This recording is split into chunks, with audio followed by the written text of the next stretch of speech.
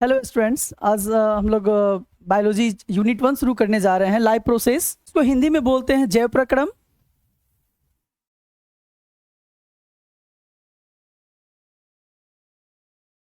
जैव प्रक्रम, इस चैप्टर का सबसे पहला पॉइंट ये है कि जैव प्रक्रम क्या है, जैव प्रक्रम को कैसे हम लोग देखते हैं या समझेंगे। तो जैव प्रक्रम एक ऐसी प्रक्रिया है या बहुत सारी प्रक्रियाओं का एक कॉम्बिनेशन होता है जिससे लाइफ का जो कंटिन्यूटी होता है अर्थ पे वो बनी हुई रहती है। या ये कहा जाए इसको कि ये सर्वाइवल है, एक तरह से पृथ्वी पे जीवों का सर्वाइवल के लिए कुछ प्रोसेस जो होते हैं शरीर में ऑटोमेटिक वो चलते रहते हैं, वो प्रोसेस होता रहता है। जैसे कि अगर जैव प्रक्रम के लिए कुछ पॉइंट देखें हम कि उसमें है पोषण, श्वसन,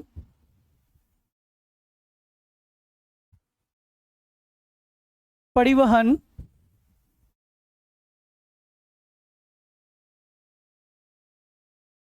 उत्सर्जन,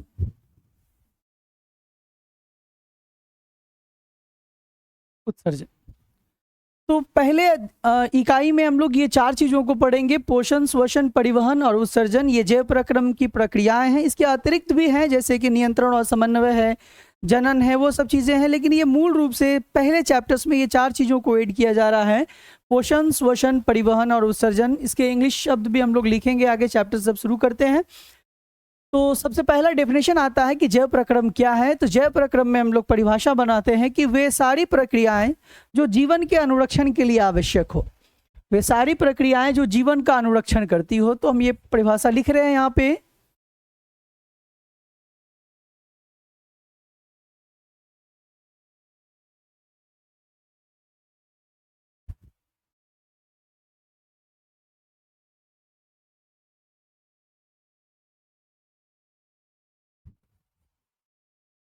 अनुरक्षण, इस वर्ड को ध्यान में रखेंगे। अनुरक्षण यानी मेंटेनेंस, वे सारी प्रक्रियाएं जो जीवन का अनुरक्षण करती है, जीवन का अनुरक्षण करती है, जैव प्रक्रम कहलाता है।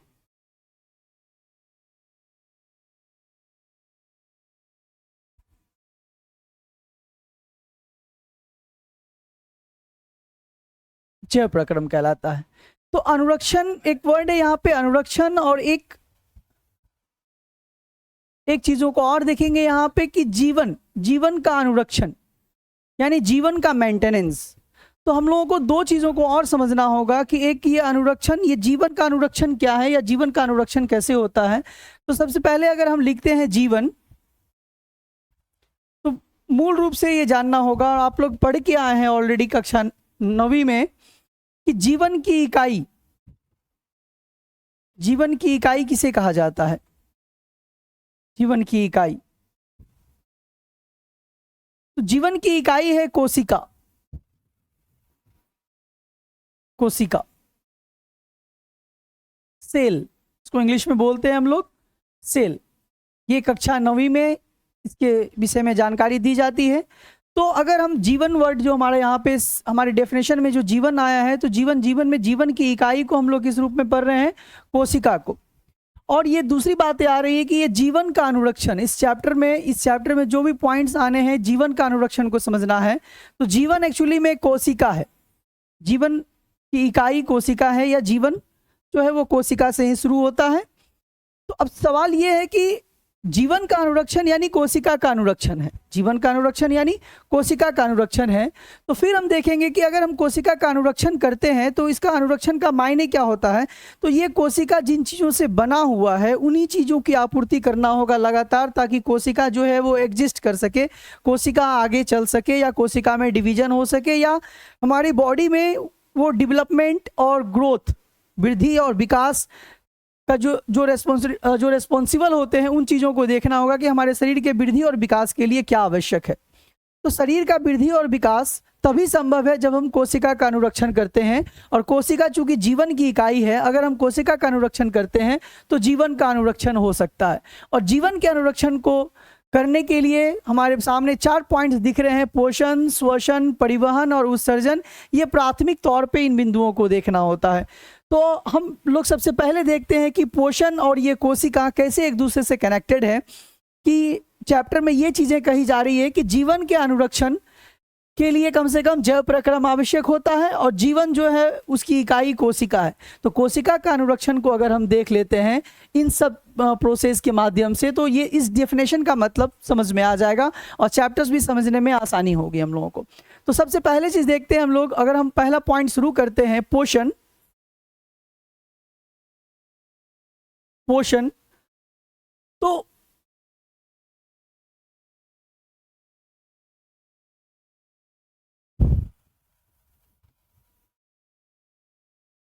पोषण इसको इंग्लिश में बोलते हैं न्यूट्रिशन।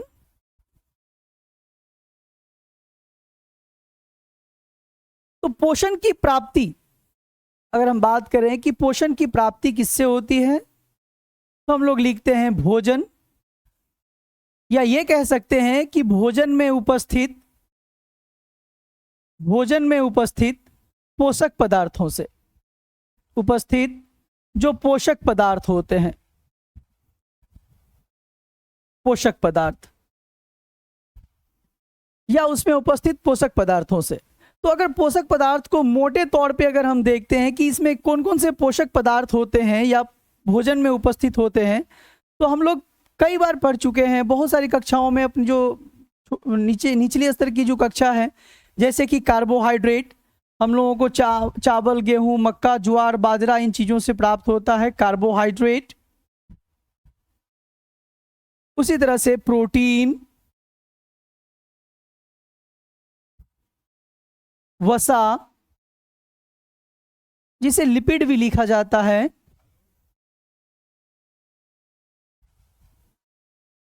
और हम लोग बात करते हैं न्यूक्लिक अम्ल। जैसे हमारे शरीर में डीएनए और आरएनए है, वही न्यूक्लिक अम्ल है, उसी को हम लोग न्यूक्लिक अम्ल बोलते हैं, न्यूक्लिक अम्ल। उसके अलावे हम लोग देखते हैं खनिज लवण, या जो हमारे भोजन से हम लोगों को मिलते हैं, खनिज लवण, हार्मोन, विटामिन, ये सब सारी चीज़ें हैं जो हमको भोजन से इसकी प्राप्ति होती है, भोजन से इसकी प्राप्ति होती है। तो फिर से हम लोग इन चीज़ों को नोटिस करवा रहे हैं कि हमारा जो चैप्टर है वो है जैव प्रक्रम, और जैव प्रक्रम की परिभाषा है कि वे सारी प्रक्रियाएं जो जीवन का अनुरक्षण करती है, और जीवन कोशिका से संभव है, जीवन की इकाई कोशिका है। तो जीवन का अनुरक्षण यानी कोशिका का अनुरक्षण। और हम देख रहे हैं कि हमारा जो चैप्टर है पोषण, उसमें जो पोषण की प्राप्ति है भोजन से हो रहा है, और भोजन में जो पोषक पदार्थ है उसमें कार्बोहाइड्रेट, प्रोटीन, वसा, लिपिड, न्यूक्लिक अम्ल, खनिज लवण, इन चीज़ों की आपूर्ति होती है भोजन से, इन चीज़ों की प्राप्ति होती है हम लोगों को भोजन से। दूसरी ओर हम बात कर रहे थे कि कोशिका जीवन की इकाई है।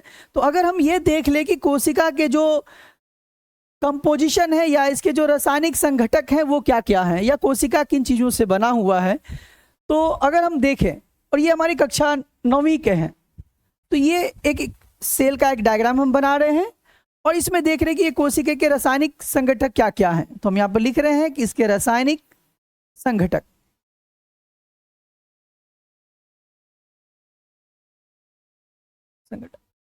तो आपको याद रखने के लिए कोड सिखा रहे हैं ताकि आसानी हो जाएगी, और वो हम लिख रहे हैं HP नकली। आप इसको अच्छे से पढ़ेंगे, ध्यान में रखेंगे। HP नकली चीजें, कुछ चीजें हमारे जीवन से जुड़ी हुई है इसलिए हम लोग भूल नहीं पाएंगे इसको। HP नकली, तो HP नकली वर्ड जो मेंशन किया गया यहाँ पे, ये देखना है कि H से यहाँ पे H2O को इंडिकेट किया जा रहा है, यानी जल। तो अब एक चीज़ें और भी हम आपको बता दें, साथ में ये भी सिखा दें कि आने वाले किसी भी और भी कंपटीशन एग्जाम में अगर आप बैठते हैं, तो अगर देखा जाए कि हमारे शरीर में सबसे अधिक क्या है, तो हम लोग बोलते हैं जल, पानी सबसे अधिक है हमारे शरीर में, ठीक है। उसके अलावे अगर हम केवल अपने शरीर के जैव मात्रा की बात करें, जैव मात्रा का मतलब हो गया हमारे शरीर में पानी के अलावे हमारे शरीर में जो भी कंपोनेंट्स हैं वो जैव मात्रा है। तो ये दूसरा जो पी हम लोग मेंटेन कर रहे हैं, या पी को जो लिखे हुए हैं, ये प्रोटीन है, प्रोटीन है। तो अगर हम जल को निकाल दें हम अपने शरीर से, तो पहला स्थान जो हमारे शरीर में है वो प्रोटीन का है, और प्रोटीन को ही कहा जाता है building block of the body, या शरीर का निर्माण करने वाला यही है, शरीर निर्माता कहलाता है प्रोटीन। उसके बाद न से हम लोग न्यूक्लिक अम्ल को देखते हैं। न्यूक्लिक अम्ल, न्यूक्लिक अम्ल, तो न्यूक्लिक अम्ल चूंकि बोलते हैं और बहुत सारे लोगों को समझ में नहीं आता है, लेकिन वो पढ़े होते हैं। तो डीएनए और आरएनए जो है एक्चुअली वही न्यूक्लिक अम्ल है। डीएनए और आरएनए ही न्यूक्लिक अम्ल है। डीएनए और आरएनए, इसी को न्यूक्लिक अम्ल बोलते हैं। ये दो न्यूक्लिक अम्ल है हमारे शरीर में, डीएनए और आरएनए। क से यहां पे मतलब है कार्बोहाइड्रेट का, कार्बोहाइड्रेट, और ल से यहां पे मतलब है लिपिड या वसा, लिपिड या वसा, और आई से यहां पे मेंटेन किया जाएगा अकार्बनिक पदार्थ को, जैसे कि यहां पे हमने लिखा है खनिज लवण। आई से इसी को इंडिकेट हम लोग कर रहे हैं यहाँ पे, खनिज लवण का।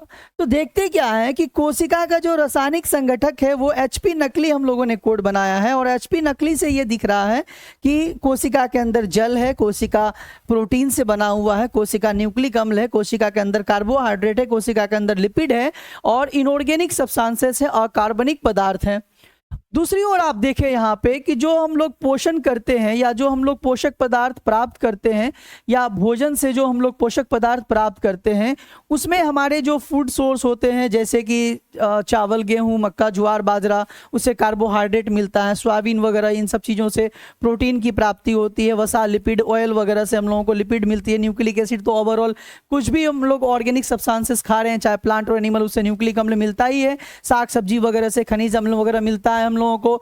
फिर विटामिन है, हार्मोन्स है, ये सारी चीज़ें कहीं ना कहीं हम लोगों को किसी न किसी माध्यम से, भोजन के माध्यम से मिलता है। तो ये सब सारी चीज़ें हमारी भोजन में उपलब्ध है, ये सारी चीज़ें हमारी भोजन में उपलब्ध है। दूसरी ओर आप यहाँ पे इन चीज़ों को जरूर देखें कि कोशिका किन चीज़ों से बना हुआ है। तो कोशिका में जो हम दिख रहे हैं एचपी नकली जो लिखे हैं कि जल, प्रोटीन, न्यूक्लिक अम्ल, कार्बोहाइड्रेट, लिपिड, और ये सारी चीज़ें यहाँ पे आपको दिख रही है ऑलरेडी, ये चीजें आपको यहाँ पे दिख रही है।